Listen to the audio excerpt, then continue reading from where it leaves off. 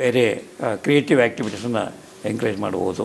ಒಂದು ಸಂಗೀತ ಕಲಿ, ಒಂದು ಒಂದು ಲೇಖನ ಬರೀ, ಯಾವುದೋ ಒಂದು ಸಮಸ್ಯೆ ಬಗ್ಗೆ ಲೇಖನ ಬರೆದು ಪತ್ರಿಕೆ ಕಳಿಸೋದು ಹೆಚ್ಚಾಗುತ್ತೆ. ನಿನ್ನ ಹೆಸರು 4 ಜನ ಓದ್ತಾರೆ. ಅಥವಾ ಟೀಚರ್ ಆದರೆ ಮಕ್ಕಳು ಒಂದಷ್ಟು ಫ್ರೀಯಾಗಿ ಪಾಠ ಮಾಡಿ ಸರಿತಿ ಅವರಿಗೆ ಸೇವಾ ಚಟುವಟಿಕೆಯಲ್ಲಿ ಅವ್ರನ್ನ ಇನ್ವಾಲ್ವ್ ಮಾಡ್ತಕ್ಕಂಥದ್ದು. ಏಕೆಂದರೆ ಸೇವಾ ಚಟುವಟಿಕೆ ಮಾಡಿದಾಗ ನನ್ನಿಂದ 4 ಜನಕ್ಕೆ ಸೇವೆ ಆಗ್ತಾಯಿದೆ ಅನ್ನೋ ಭಾವನೆ ಮನಸ್ಸಿಗೆ ಖುಷಿ ಕೊಡುತ್ತೆ. ಯಾಕೆಂದರೆ ನಾವೆಲ್ಲ ಸೆಲ್ಫ್ ಸೆಂಟರ್ಡ್, ನಾನು ಕ್ಷೇಮ ಅಂದ್ಕೊಳ್ತೇವೆ. ಸೊ ಡಿಪ್ರೆಷನ್ಗೆ ಇದನ್ನು ಬಳಸ್ತೇವೆ. ಸೋಷಿಯಲ್ ಸರ್ವಿಸ್ ಆಗ್ಬೋದು, ದಾನ ಧರ್ಮ ಮಾಡೋದಾಗ್ಬೋದು, ಅದನ್ನು ಕೂಡ ನಾವು ಎನ್ಕರೇಜ್ ಮಾಡ್ಬೋದು. ಅದನ್ನು ಮಾಡಿ ಸಂತೋಷ ಪಡ್ತಾರೆ. ಡಿಪ್ರೆಷನ್ನು ಕಮ್ಮಿ ಆಗುತ್ತೆ. ಯಾಕೆ ನಮ್ಮಲ್ಲಿ ಅದು ಭಾಳ ಹಿಂದಿನಿಂದ ಡಿಪ್ರೆಷನ್ ಅಂತ ವ್ಯಕ್ತಿ ಸಾವಾದಮೇಲೆ ಒಂದು 4 ವಾರ 6 ವಾರ ತೀರ್ಥಯಾತ್ರೆ ಮಾಡಿ ಬರ್ತಾರೆ. ಎಲ್ಲ ದೇವಸ್ಥಾನಗಳಿಗೆ, ಎಲ್ಲ ಪುಣ್ಯಕ್ಷೇತ್ರಗಳಿಗೆ ಹೋಗಿ ಮೃತ ವ್ಯಕ್ತಿಯ ಬಗ್ಗೆ ಪ್ರಾರ್ಥನೆ ಮಾಡಿ, ನಮಗೂ ಬದುಕುವ ಶಕ್ತಿ ಕೊಡಪ್ಪ, ನಮಗೂ ಏನೂ ಆಗದಿರಲಿ ಅಂತ. ಸೊ ಹಾಗಾಗಿ ಇದು ನಮ್ಮ ಸಂಸ್ಕೃತಿನಲ್ಲಿ. ಹಾಗೆ ಯಾವುದೇ ಹಬ್ಬ ಹರಿದಿನವನ್ನು ಒಟ್ಟಾಗಿ ಆಚರಣೆ ಮಾಡ್ತಕ್ಕಂಥದ್ದು, ಜಾತ್ರೆ ಹೋಗ್ತಕ್ಕಂಥದ್ದು, ತೇರು ಹೋಗ್ತಕ್ಕಂಥದ್ದು, ರಥೋತ್ಸವಕ್ಕೆ ಹೋಗ್ತಕ್ಕಂಥದ್ದು. ಸಾವಿರಾರು ಜನ ಸೇರ್ತಾರೆ. ಅವರ ದೈನಂದಿನ ಜಂಜಾಟಗಳೆಲ್ಲ ಮರೀತಾರೆ. ಈಗ ಲಕ್ಷಾಂತರ ಜನ ಸೇರ್ತಾರೆ. ಏಕೆಂದರೆ ನಾವು ಜಾತ್ರೆಗೆ ಹೋಗಿದ್ವಿ, ರಥೋತ್ಸವಕ್ಕೆ ಹೋಗಿದ್ವಿ, 100 ಜನ ಬಂದಿದ್ದರು, 1000 ಜನ ಬಂದಿದ್ದರು, ನಮಗೂ ಒಳ್ಳೆಯದಾಗುತ್ತೆ. ಇದ್ದಕ್ಕಿದ್ದಾಗ ಹುಮ್ಮಸ್ಸು, ಡೋಪಮೈನ್ ಜಾಸ್ತಿ ಆಗುತ್ತೆ. ಇದನ್ನು ಮಾಡ್ಬೋದು. ಹಾಗೆ ಇನ್ನೊಂದು ತಪ್ಪು ಕೆಲಸ ಮಾಡ್ತಕ್ಕಂಥದ್ದು ಅಂದರೆ ಡಿಪ್ರೆಷನ್ಗೆ ಹೋದಂಥ ವ್ಯಕ್ತಿ ಆಲ್ಕೋಹಾಲಿಗೆ ಶರಣಾಗ್ತಕ್ಕಂಥದ್ದು. ಎಲ್ಲ ಸಿನಿಮಾಗಳಲ್ಲಿ ತೋರಿಸ್ತಾರೆ. ಮೊದಲನೇ ಒಂದು ಸೀನಲ್ಲಿ ನಾಯಕನಿಗೆ ಡಿಪ್ರೆಷನ್ ಬಂದುಬಿಟ್ಟಿದೆ, ನಾಯಕಿಗೆ ಡಿಪ್ರೆಷನ್ ಬಂದಿದೆ, ನೆಕ್ಸ್ಟ್ ಸೀನಲ್ಲಿ ಬಾಗಿಲ ಕೂತು ಕುಡಿತಾ ಇರ್ತಾನೆ. ಹಾಗೆ ಫ್ರೀ ಅಡ್ವೈಸರ್, ಬೇಜಾರೇನಮ್ಮ, ದುಃಖ ಏನಮ್ಮ, ಬಾ ನನ್ನ ಜೊತೆ ಬಾರ್ ಕರ್ಕೊಂಡು ಹೋಗ್ತೀನಿ, ಒಂದು ಪೆಗ್ ಹಾಕು ಅಥವಾ 90 ಹಾಕ್ಬಿಡು, ಎಲ್ಲ ಸರೋಗುತ್ತೆ ಅಂತ. ಸೊ ಎಷ್ಟೋ ಜನ ಆಲ್ಕೋಹಾಲ್ ಸೇವನೆ ಮಾಡೋರು ಡಿಪ್ರೆಷನ್ದ ಶುರು ಮಾಡ್ತಾರೆ. ಡಿಪ್ರೆಷನ್ ಇನ್ನೂ ಜಾಸ್ತಿಯಾಗಿ ದೇ ಬಿಕಮ್ ಅಡಿಕ್ಟ್ಸ್. ಯಾಕಂದರೆ ಆಲ್ಕೋಹಾಲ್ ತೊಗೊಂಡಾಗ ಖುಷಿ ಕೊಡುತ್ತೆ, ನಶೆ ಬರ್ತದೆ, ಆಮೇಲೆ ಬರ್ತದೆ. ಅದರ ಎಫೆಕ್ಟ್ ಮುಗಿತಾ ಇದ್ದಾಗೆ ಡಿಪ್ರೆಷನ್ ಜಾಸ್ತಿ ಆಗಿಬಿಡುತ್ತೆ. ಇದು ಭಾಳ ಜನ ಗೊತ್ತಿಲ್ಲ. ಹಾಗಾಗಿ ಡಿಪ್ರೆಷನ್ಗೊಳಗಾದ ವ್ಯಕ್ತಿ ಫ್ರೀ ಅಡ್ವೈಸ್ ಸ್ನೇಹಿತರಿಂದ, ಬೇರೆಯವರಿಂದ, ಸಿನಿಮಾರಿಂದ ನೋಡಿ ಆಲ್ಕೋಹಾಲ್ ಕುಡಿದು ನನ್ನ ಡಿಪ್ರೆಷನ್ ಮರಿತೇನೆ, ದುಃಖವನ್ನು ಮರಿತೇನೆ, ನಿರಾಶೆಯನ್ನು ಮರಿತೇನೆ, ಹತಾಶೆಯನ್ನು ಮರಿತೇನೆ ಅಂಥೇಳಿ, ಅದು ಆಲ್ಕೋಹಾಲ್ ಆಗ್ಬೋದು, ಡ್ರಗ್ಸ್ ಆಗ್ಬೋದು, ಇಲ್ಲಾಂತಂದರೆ ಇನ್ಯಾವುದೇ ಪ್ರಚೋದಕ ಕೆಲಸಗಳಾಗ್ಬೋದು, ಅದು ಅನಾರೋಗ್ಯಕರ ಮತ್ತು ಅಪಾಯಕಾರಿ.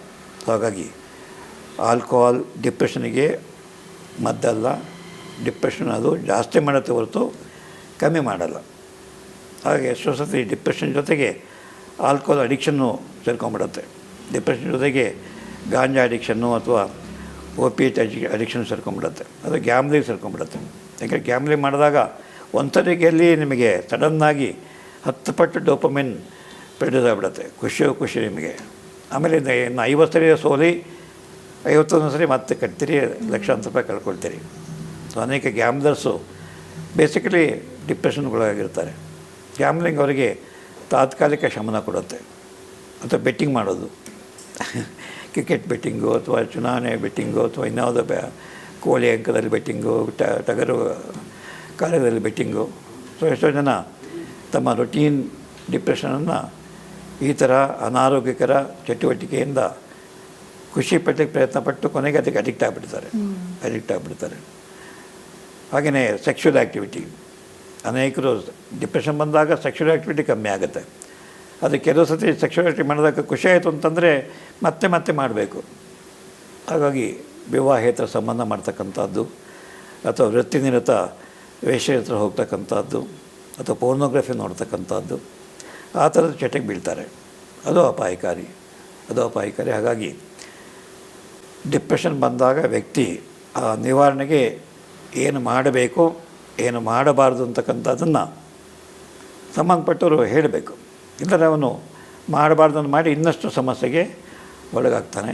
ಅದರಿಂದ ಈಚೆ ಬರೋದು ಕಷ್ಟ. ಡಿಪ್ರೆಷನ್ ಈಚೆ ಬರೋದು ಸುಲಭ, ಅಡಿಕ್ಷನ್ನಿಂದ ಈಚೆ ಬರೋದು ಭಾಳ ಕಷ್ಟ ಆಗುತ್ತೆ. ಇದು ನಾವು ವೈದ್ಯರಾಗಿ ನೋಡ್ತೇವೆ. ಇದನ್ನು ಜನ ಗಮನಿಸಬೇಕು. ಹಾಗಾಗಿ ಯಾವುದೇ ಡಿಪ್ರೆಷನ್ಗೊಳಗಾದ ವ್ಯಕ್ತಿಗೆ ಒಂದು ಎಜುಕೇಷನ್, ಶಿಕ್ಷಣ, ತಿಳುವಳಿಕೆ, ನಿನಗೆ ಡಿಪ್ರೆಷನ್ ಬಂದಿದೆ, ಇದು ವಾಸಿ ಆಗುವಂಥ ಸಮಸ್ಯೆ, ಇದು ವೈದ್ಯರ ಹತ್ರ ಹೋಗೋಣ, ಕೌನ್ಸಿಲಿಂಗ್ ಮಾಡಿಸ್ಕೊಳ್ಳೋಣ ಅಂತ ಹೇಳಬೇಕು. ಅದು ಸ್ನೇಹಿತರ ಮತ್ತು ಸಹೋದ್ಯೋಗಿಗಳ ಕರ್ತವ್ಯ ಆಗುತ್ತೆ. ಹಾಗೆ ಸಾಮಾನ್ಯ ವೈದ್ಯರು ಕೂಡ ಎಷ್ಟೋ ಸಲ ಹೆದರ್ತಾರೆ, ಈಗ ಡಿಪ್ರೆಷನ್ ಆಗಿದೆ ಮನೋವೈದ್ಯರ ಹತ್ರ ಹೋಗುವಂತಂದರೆ ಜನ ನನ್ನ ಬೈತಾರೆ ಅಂತ, ಅಥವಾ ಇವ್ರು ಹೋಗಲ್ಲ ಸುಮ್ಮನೆ ಯಾವುದೋ ಒಂದು ಮಾತೇ ಬರ್ಕೊಳ್ಳೋಣ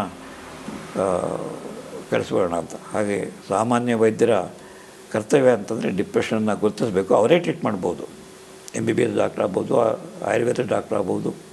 ಆಯುರ್ವೇದದ್ದು ಖಿನ್ನತೆ ನಿವಾರಕ ಔಷಧಿಗಳಿದ್ದಾವೆ, ಹೋಮಿಯೋಪತಿದು ಖಿನ್ನತೆ ನಿವಾರಕ ಔಷಧಿಗಳಿದ್ದಾವೆ. ಅವರು ಖಿನ್ನತೆಯ ರೋಗಿಯನ್ನು ತಾವೇ ಟ್ರೀಟ್ ಮಾಡ್ಬೋದು, ಅಥವಾ ಎಲ್ಲಿಗೆ ಹೋದರೆ ಡಿಪ್ರೆಷನ್ ಕಮ್ಮಿ ಆಗುತ್ತೆ ಅಂತ ಹೇಳಬೇಕಾಗತ್ತೆ. ಅದು ವೈದ್ಯರ ಕರ್ತವ್ಯ. ಹಾಗೆ ಸ್ಟೂಡೆಂಟ್ಸಲ್ಲಿ ಡಿಪ್ರೆಷನ್ಗೆ ಒಳಗಾದಾಗ ರಿಸಲ್ಟ್ ಬಂದಾಗ ಫೈಲ್ ಆದ ವಿದ್ಯಾರ್ಥಿಗಳು ಡಿಪ್ರೆಷನ್ಗೆ ಹೋಗ್ತಾರೆ. ನಿರೀಕ್ಷಿತ ರ್ಯಾಂಕ್ ಬರ್ತಿರೋ ವಿದ್ಯಾರ್ಥಿಗಳು ಡಿಪ್ರೆಷನ್ಗೆ ಹೋಗ್ತಾರೆ. ಮನೆಗೆ 86% ಬಂದಿದೆ ಹೇಳ್ತಾ ಬಂದೆ ಹೇಳಿ ಸರ್, ನಾನು 92 ಎಕ್ಸ್ಪೆಕ್ಟ್ ಮಾಡಿದ್ದೆ, 86 ಬಂದಿದೆ, ಬೇಜಾರಾಗ್ಬಿಟ್ಟಿದೆ ಸರ್ ಅಂತ. ಅವಳ ನಿರೀಕ್ಷೆ 90+ ತೆಗಿಬೇಕು ಅಂತ ಬಂದಿದೆ 86. ಅಮ್ಮ ಅಪ್ಪ ಖುಷಿಯಾಗಿದೆ 86 ತೆಗೆದಿಡ ನಮ್ಮ ಮಗಳು ಅಂತ. ಆದರೆ ಅವಳಿಗೆ ಸಂತೋಷ ಇಲ್ಲ, ನಿರೀಕ್ಷೆ ಜಾಸ್ತಿ. ಆ ದೃಷ್ಟಿಯಿಂದ ಡಿಪ್ರೆಷನ್ನ ನಿವಾರಿಸೋದಕ್ಕೆ ಮುಖ್ಯವಾದ ಒಂದೇ ದಾರಿ ಅಂತಂದರೆ ಸರಳ ತೃಪ್ತಿ ಜೀವನ ಮಾಡ್ತಕ್ಕಂಥದ್ದು. ನಿಮ್ಮ ಅಗತ್ಯಗಳು ಆದಷ್ಟು ಕಡಿಮೆ ಆಗಬೇಕು, ನಿರೀಕ್ಷೆಗಳು ಆದಷ್ಟು ಕಡಿಮೆ ಆಗಬೇಕು. ಏನು ಲಭ್ಯ ಇದೆಯೋ ಆ ಲಭ್ಯವಾಗಿರೋದರಲ್ಲಿ ಸಂತೋಷ ಪಡೋದು ಕಲ್ತ್ಕೊಂಡ್ರೆ ನಮಗೆ ಡಿಪ್ರೆಷನ್ ಬರೋಲ್ಲ.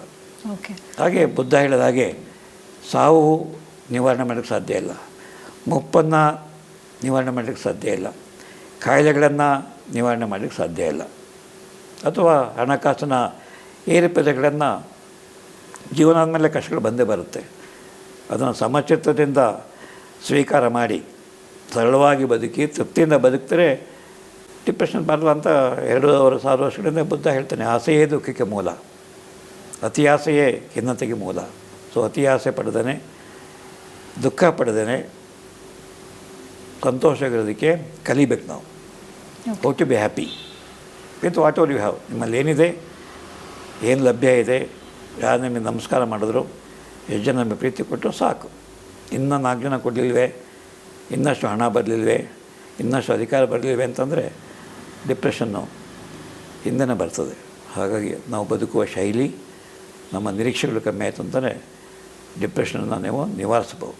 ಓಕೆ ಸರ್, ಡಿಪ್ರೆಷನ್ ಅಂದ ತಕ್ಷಣ ಇದು ತುಂಬ ಕಾಮನ್ ಆಗಿರುವಂತಹ ವಿಷಯ ಅಂತ ನೆಗ್ಲೆಕ್ಟ್ ಮಾಡೋರೇ ಜಾಸ್ತಿ. ಎಷ್ಟೋ ಸಂದರ್ಭಗಳಲ್ಲಿ, ಎಷ್ಟೋ ಕೇಸಸ್ಗಳಲ್ಲಿ ಡಿಪ್ರೆಷನ್ ಬಂದಿದೆ ಅಂತ ಗೊತ್ತೂ ಆಗೋದಿಲ್ಲ. ಇದ್ರ ಬಗ್ಗೆ ತುಂಬ ಡೀಟೇಲಾಗಿ ಒಂದೊಳ್ಳೆ ಮಾಹಿತಿಯನ್ನು ಕೊಟ್ಟಿದ್ದೀರಿ. ಕಾರ್ಯಕ್ರಮಕ್ಕೆ ಬಂದಿದ್ದಕ್ಕೆ ತಮಗೆ ಧನ್ಯವಾದ.